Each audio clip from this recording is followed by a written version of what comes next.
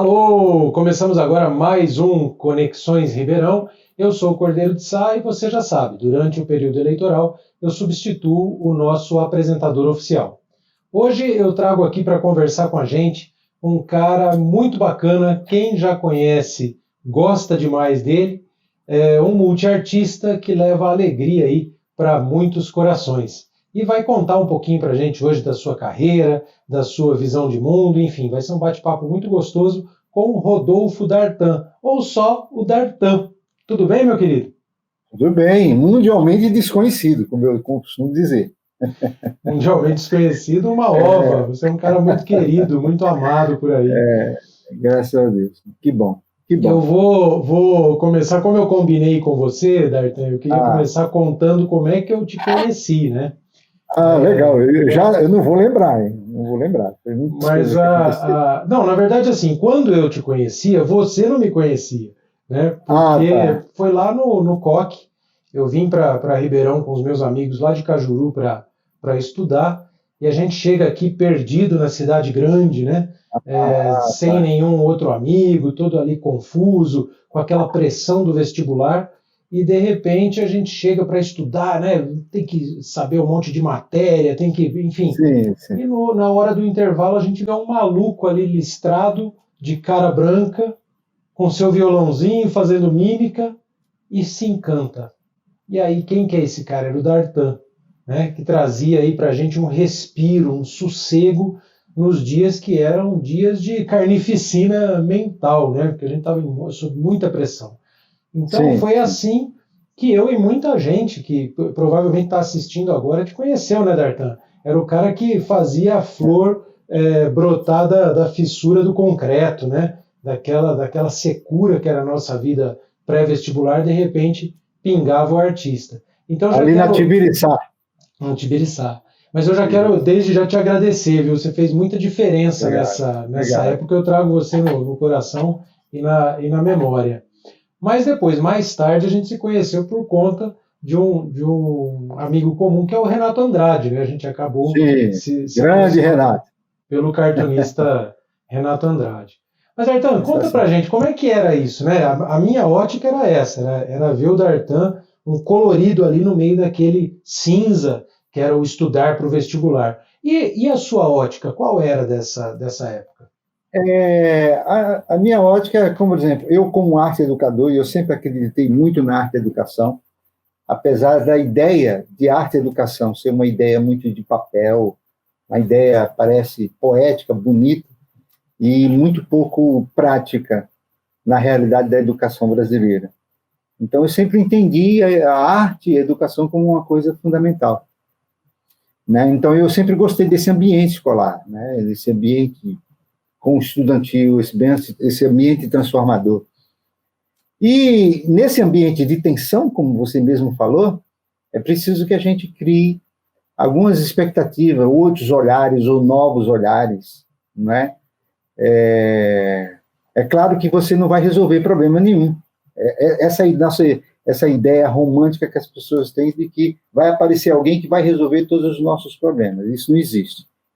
Ninguém vai resolver todos os nossos problemas. A gente vai descobrir meios de solucioná-los. Então, de repente, eu me imaginava assim como um meio de provocar algumas coisas. Eu lembro que uma vez eu fiz, lá naquela Tibiriçá mesmo, um painel, fiquei tocando violão, montei um painel, um monte de tinta, e deixei no meio do pátio e fiquei quieto. O pessoal passava, não sabia o que estava acontecendo, olhava para aquilo lá, sem saber o que estava acontecendo, e chegar até quando eu parei uma música, chegou alguém, tocou em mim e falou, o que é aquilo? Eu digo, é um painel e tinta. Só isso. Pode pegar? Digo, não tem que perguntar. Tá lá, vá lá. Mas, rapaz, o pessoal pintou esse painel em poucos minutos. O grande problema é que, além do painel, pintou as paredes da escola, saiu melando tudo. Eu fui chamado lá na direção por conta disso, né? Não, os alunos sujaram a escola inteira. Não, depois eu converso com eles. Mas é isso aí, esse inesperado. Por quê? Porque todo mundo tem uma vontade de extravasar em alguma coisa. Mas é engraçado, né, Dartan? A gente percebe como isso acontece em vários lugares, né? Sim, sim. Geralmente chama-se o artista para trazer cor, né, para alegrar o ambiente, mas se o ambiente se alegrar demais, sair muito da caixa, aí vira um problema, viu? Pois é, essa é a questão. Essa é a questão. Então, eu me lembro que nessa época eu conhecia a Áurea, que tinha uma livraria. Como é que chamava a livraria da Áurea? Eu não vou lembrar agora. E conversava muito com ela, e montei ali no pátio feira de livro para aproximar os alunos de leitura, das leituras de vestibular, não é? Junto com o professor Cassone, esse brilhante amigo e professor de literatura, a gente tentava trazer algo diferenciado, né, para tirar o pessoal da zona de conforto para pensar melhor. Você sabe Essa que é a grande questão. Essa que é a grande questão. Eu me lembro muito de você e o Cassone juntos, né? Para cima e para Sim. baixo, pensando boas maluquices, né? Sim. E sim. uma vez eu tive a oportunidade de contar falar isso para o Cassone, né? Eu me lembro de uma aula que ele deu sobre literatura, e no meio da aula ele pega o apagador, começa a bater na lousa e cantar Elvis Presley.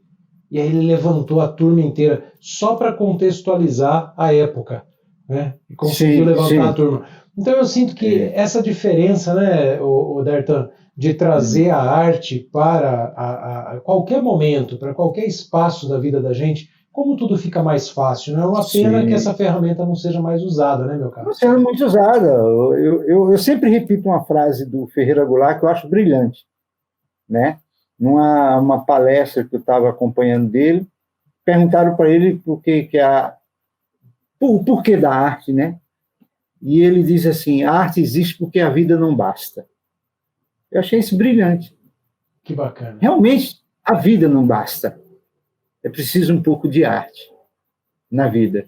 E eu costumo dizer para meus alunos assim: uma sociedade sem arte está fadada à barbárie. E você vê na realidade hoje o que é que estão fazendo com a cultura, com a arte. E como os bárbaros estamos nos tornando cada vez mais bárbaros. Como a violência tem imperado.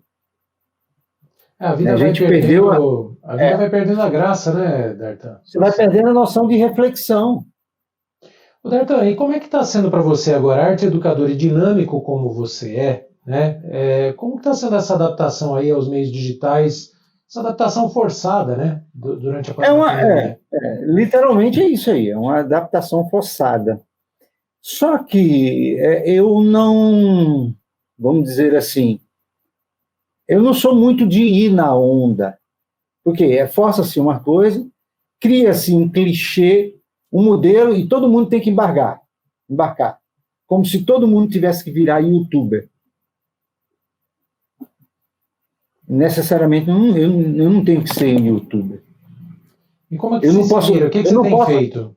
Eu não posso perder essa noção da questão crítica, da questão da reflexão. Eu tenho mantido esse meu padrão reflexivo, de trazer coisas que são um pouco, vamos dizer assim, fora da casinha normal. Porque, na verdade, cria-se essa ideia que você está num espaço aberto na internet, você tem que fazer um monte de coisa para agradar todo mundo. E eu acho que as coisas não têm que ser necessariamente assim. Porque senão vira esse modelo, você entra no corpo do grande modelo midiático que se quer das coisas, como se todo mundo fosse um bando de gado que tem que ser guiado, ser conduzido diante de um determinado modelo. Essa plataforma, esse modelo de internet, esse modelo digital, é um modelo interessante? É interessante, só que a gente tem que saber como trabalhar ele, a gente tem que pensar com calma como usá-lo, como fazer disso aí um instrumento interessante. Não simplesmente copiar ou pegar um modelo, então, agora eu virei um youtuber, vou começar a ficar fazendo gracinha, começar a fazer só para que todo mundo fique dando likes. Acho que não tem que ser por aí. Acho que vai chegar um tempo em que essa poeira vai baixar e a gente vai ter que limpar catar o joio do trigo. Mas acho que isso já está acontecendo, né, o Dartan? É muita live, muita coisa acontecendo. Nossa, Quem não se vira diferente já tá sendo já jogado me para escanteio, né? perguntaram, pois é, já me perguntaram, Gastão, por que você não faz uma live? Digo, porque tem muita. Está todo mundo fazendo live, tudo vira live, eu vou fazer live para quê? Você sabe que quando a gente começou a fazer o Conexões aqui nesse modelo de videoconferência, né? E a gente faz isso pelo isolamento social, né? Me preocupou um pouco a coisa da qualidade, né? A gente vê que a qualidade das câmeras varia muito, tem um certo delay. Daqui a pouco vai ter cachorro latindo daí, vai ter cachorro latindo daqui, criança gritando. Então, no começo eu fiquei preocupado com isso. Mas depois me caiu essa ficha, sabe, Dartan? Por exemplo, para nós aqui, é muito mais importante o conteúdo do que a estética, né? Sim. Importa muito mais ter um conteúdo bacana, ter um entrevistado legal do que qualquer preocupação estética. Mas eu acho que essas fichas estão caindo, sabe? Claro que o cara que pega o balde gelado de água e joga na cabeça vai ter o seu público. Mas eu acho que cada vez mais as pessoas vão percebendo um caminho melhor, né? Historicamente, sempre teve público, algumas coisas. Sempre existiu. Mas é necessário que outras coisas também existam. Dartan, e aí seguindo essa linha, né, eu apresentei você aqui como multiartista, né, e falamos de você na mímica. Que mais, Dartan? Que paixão te diverte? Na verdade, eu preciso... você tocou na questão da mímica, eu preciso voltar a fazer mímica, inclusive. Né? Faz tempo que eu não faço. Eu preciso voltar, inclusive, talvez gravar antes que eu já não consiga fisicamente fazer, porque mímica exige muito da condição física, de você realizar um trabalho. É algo que eu tenho com muito carinho, o fato de ser mímico. E eu lembro que quando eu aprendi mímica, eu diria assim, a mímica foi a derradeira arte do artista, para mim, entendeu? Porque eu já era compositor, já era poeta, já mexia com outras coisas, estava envolvido com arte sempre. E, de repente, aprendi mímica com uma facilidade muito grande, muito rápida, então significa que ela já estava aqui. Ela já estava incorporada. Só tirou? Só tirei, exatamente. E foi um contato que eu tive durante um festival internacional lá em Brasília, e aí depois eu conheci um mímico chamado Alejandro Bedotti, um mímico argentino, e eu segui com ele até eu fui a Rondônia, em Porto Velho. Eu fiquei lá um tempo em Rondônia com ele, e aí aprimorei, aprendi, treinei, essas coisas, eu digo, agora eu vou construir. A mímica, antes, ela tem que existir dentro. Então, as pessoas, às vezes, ficam, dá cursos de mímica. O que dá curso de mímica? Para curso de mímica você, vamos dizer assim, eu dizia que não é um curso que você faz, que você vai dizer assim, é um dinheiro todo muito honesto, porque não é todo mundo que vai conseguir aprender, não é todo mundo que vai conseguir assimilar, não é todo mundo. Então, você vai fazer curso de mímica só por causa de dinheiro? Essa não é a questão. Você dá um curso de teatro, sim. Porque o teatro, ele é uma coisa transcendental. Ele não serve só para você ser ator. A mímica é uma das artes que ela eu diria até, ela é romântica, né? Porque o romântico ele parte do contexto do individual. E a mímica, ela é muito solitária, muito individual. Vai de cada um. Vai de cada um. Então, por exemplo, quando eu saí de João Pessoa, eu sou paraibano, eu não sabia, nem me passava pela cabeça que eu iria aprender mímica. Saiu de lá há quantos anos, Dartan? Já a minha idade não lembro, não. Eu saí por volta de 84. Aí não tô afim, não dá para fazer conta, não. Eu acho que já tinha mais de 20 e poucos anos. E eu saí mais como um ator, apesar de ter consciência de que não era o perfil ideal para ser ator. Eu tinha consciência disso, desde sempre. Eu comecei a fazer teatro, Comecei a atuar como ator, mas sabia que dentro do teatro o meu caminho seria outro. Eu tinha muita consciência disso. Dartan, o que que é isso? O que que é esse perfil ideal que você queria ter? Ou que você não queria ter, É, mas que você achou que devesse ter? pois, pois é, eu achava que, eu entendia que a qualidade da minha dicção não era boa, né? A qualidade da minha dicção, não é a capacidade de interpretar. Eu não tinha uma boa qualidade de dicção.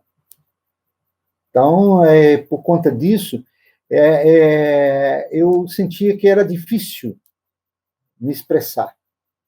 E o ator exige muito disso, desse vocabulário dele, dessa articulação da fala.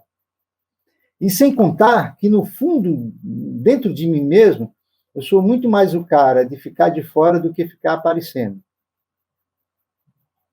Aí explica um pouquinho, assim, eu tenho muito para mim a imagem de você mímico, né?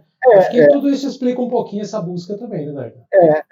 Porque a mímica, quando eu comecei a estudar mímica, inclusive conheci um cara fantástico aqui na Unicamp, e o Otávio Bournier, já falecido, um cara fantástico, professor de lá, que também conheceu vários artistas de mímica internacionalmente, e a gente conversou muito. Ele foi uma pessoa que me deu grandes orientações quando eu estive lá na Unicamp e conheci o povo lá. E essa mímica, o cara que criou a mímica chamada Etienne Decroux, ele dizia que quem aceita a mímica está fadada a uma solidão. E essa solidão, não é todo mundo que lida bem com essa solidão. Eu fui solitário durante muito tempo, a vida inteira. Chega uma hora que você cansa dessa solidão. Porque é você com você. A mímica, a grande lance da mímica é essa. É você com você. Se ela não existir dentro de você, se qualquer imagem que você vai construir, se qualquer situação que você vai construir, se qualquer emoção, não é meramente uma questão técnica. Não é meramente uma questão técnica. Existe uma alma de mímica. É um observador, né? O mímico é um observador, né? Isso. Então, Dartan, mas e o Dartan compositor, o Dartan poeta? Né? Não, Você já contou que isso veio antes da mímica, mas veio antes, como você lá se em João descobriu? Pessoa. Lá em João Pessoa, comecei a me envolver com os grupos de artistas.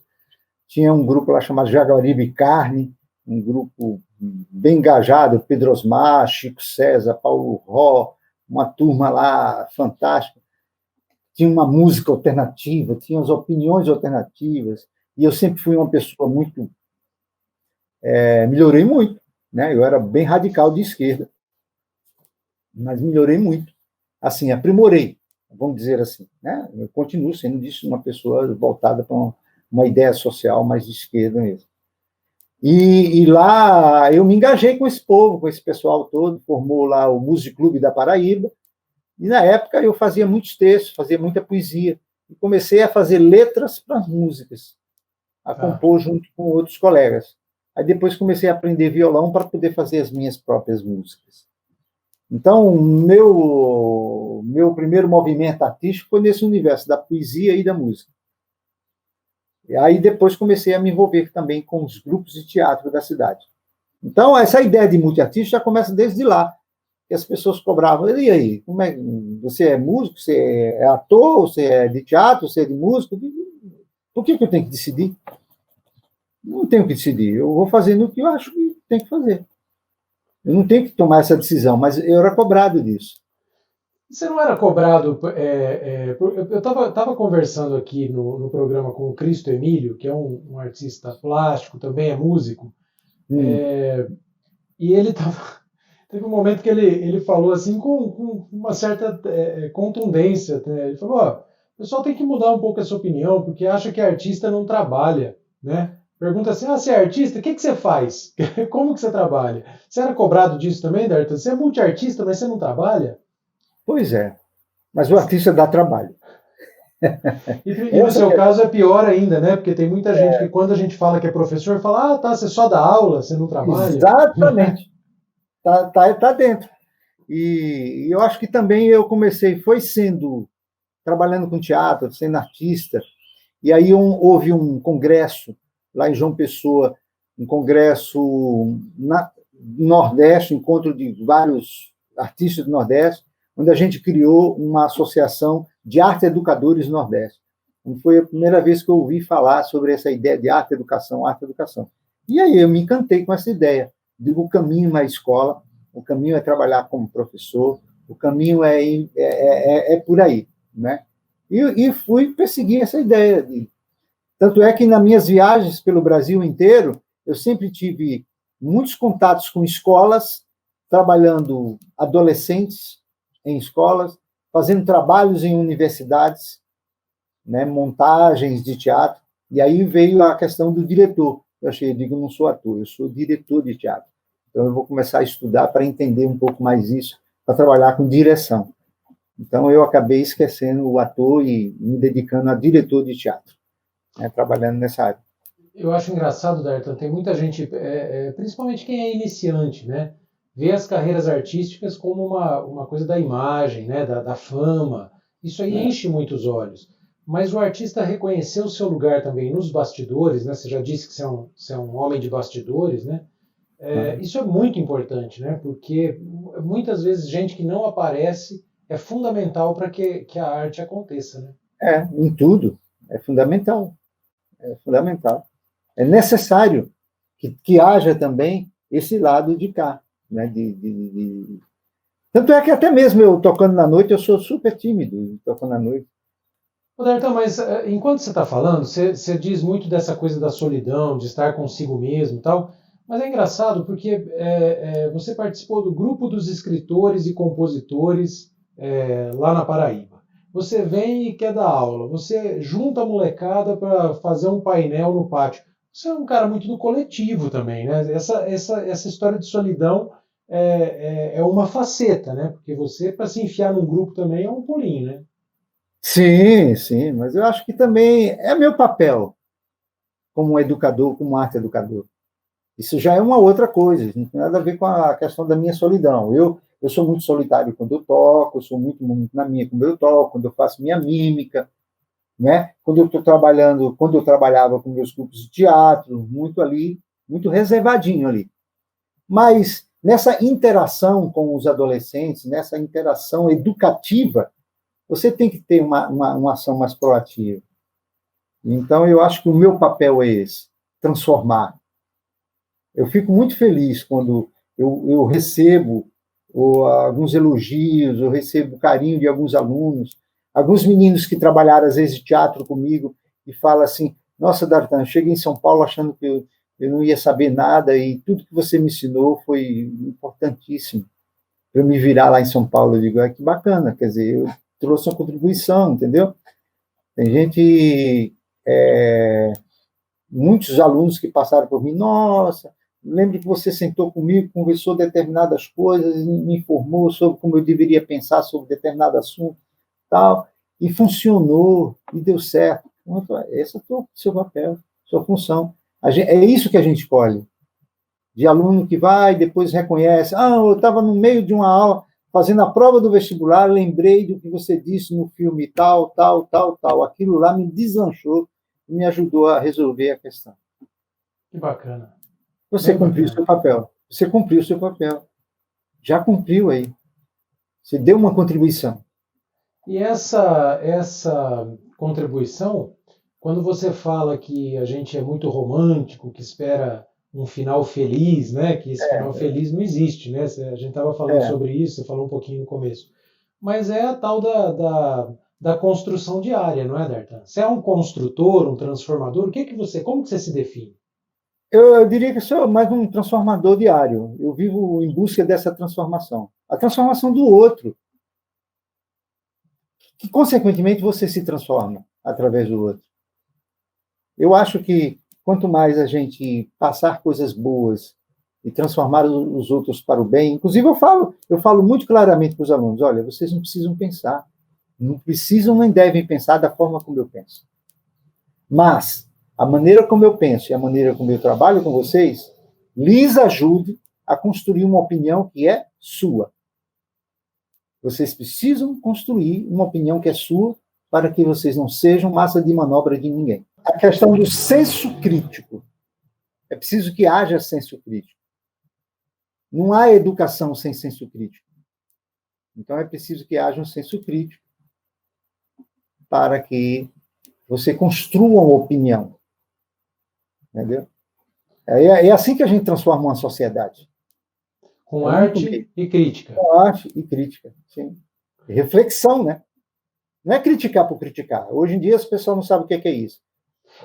Boa, Dartan. Vamos, a gente já está quase chegando no final. Vamos encerrar com isso. O que é crítica, Dartan? Ensina para a gente. O que é crítica? Crítica é a construção de opiniões baseadas em fundamentos concretos, mas que necessariamente não tem que impor nada para ninguém. Isso é uma crítica. Você faz uma crítica contundente, baseada com alguns argumentos, que possibilita que o outro possa também refletir, ou rebater, ou tudo mais, e contestar. E aí você está trabalhando. A crítica vai fazer sentido. Então, hoje em dia, não existe crítica, existe opiniões fechadas. O cara já está dentro da sua casinha, ele quer determinar que aquilo que ele acha, que ele pensa, é enfiar isso goela abaixo para você. E uma crítica, ela não vem no sentido de impor nada para ninguém, mas trazer a possibilidade de reflexão. Essa é a crítica, o papel da crítica. Muito bem. Que seja um caminho, né? Que seja um caminho para se refletir. Um caminho para se refletir, para ser mais feliz e para transformar. Sim, né? Sim, eu posso mudar, vou passar a minha vida inteira mudando. Todos nós mudamos de opinião, aprimoramos. É por aí. Que bom. Nada é definitivo, nada é definitivo. Dartan, a gente chegou assim rapidamente ao final. Quando o papo é bom, a entrevista voa, né? Mas eu fiquei muito feliz de poder entrevistar você. Você é um cara muito querido, muito admirado e fiquei contente mesmo de estar com você aqui. Vou lembrar o pessoal que está assistindo a gente agora que quem quiser ver mais material do Conexões é só procurar a gente nas nossas redes. E para encontrar o Dartan, como é que eu te encontro, Dartan?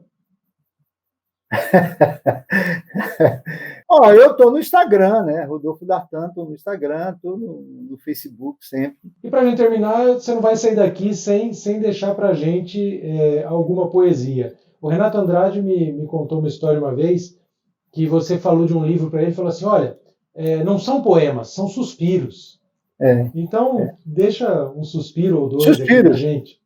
2 suspiros bem curtinhos, né? Na verdade, são suspiros. Eu me lembro dessa conversa com o Renato, porque que, na verdade, nem são haikais. Eu escrevo muitas coisas curtinhas, eu tenho uma capacidade de ser sucinto.